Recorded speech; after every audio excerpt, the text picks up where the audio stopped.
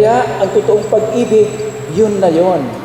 Kaya ang sabi ng Bible, sis masaya ang lalaki nakita niyang pag-ibig ng kanyang buhay, part ng kanyang buhay mismo, tinawag na woman dahil nanggaling kay man.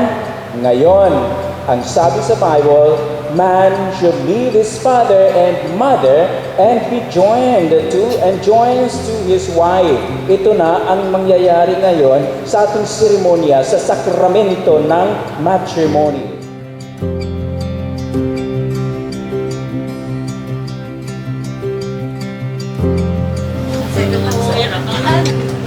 Magabi sa ba kami?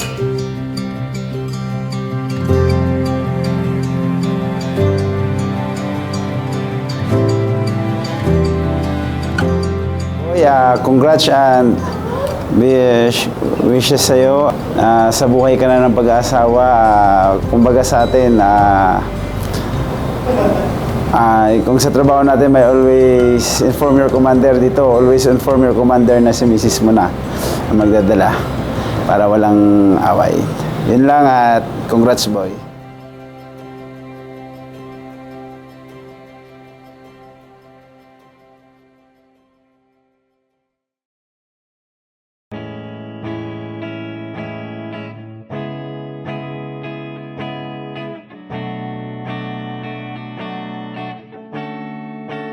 Ilang beses ko bang sasabihin, mukha kang beauty queen, kahit ika'y magsalamin, tanggalin Jillian. Wow! Para sa paborito ko. Jassel. Iyak ako pag binigyan ng gift. Marjorie. Eh di wag ka na bibigyan. Umiiyak ka eh. Sino to? Ron. Baka iba yung langit. Ay, nalasa ko. Wine. Bloopers. ganto ako. Ikaw na lang nakikita sa pasilyo. Oh, kay dami naming tao sa paligid, ikaw lang ang pansin. Dumadagdag pa sa isipin, pwede ba ako iyong dinggin?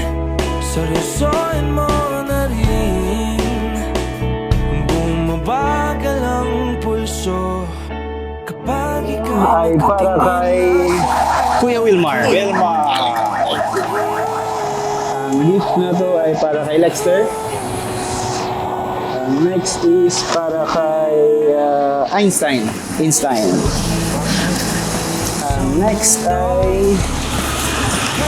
para kay Ian.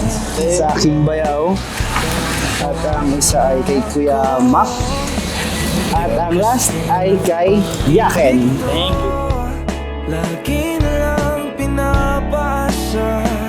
Siguro naman ikaw na to. Baliktarin mo man ang mundo.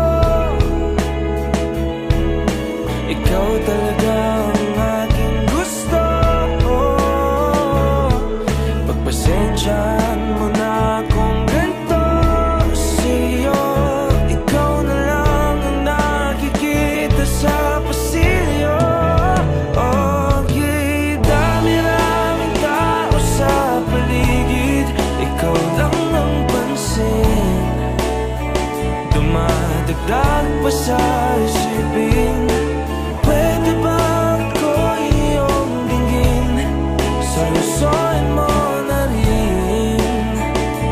Bumabagal ang pulso kapag ika'y nakatingin na sa akin. Ikaw na talaga nakikita. Iba ang buhay ng isang military. That's why you have to be strong as a wife. And Edren, alagaan mong maayos ang iyong asawa. Si Hazel, it's really different in this kind of life. And both of you should be strong. But most of all, dapat andun yung love with each other. To be strong, to be happy, and binding with each other. Again, good luck and best wishes to Edren and Hazel. Seryosohin mo na rin. Bumabagal ang pulso kapag ika'y nakatingin na sa akin.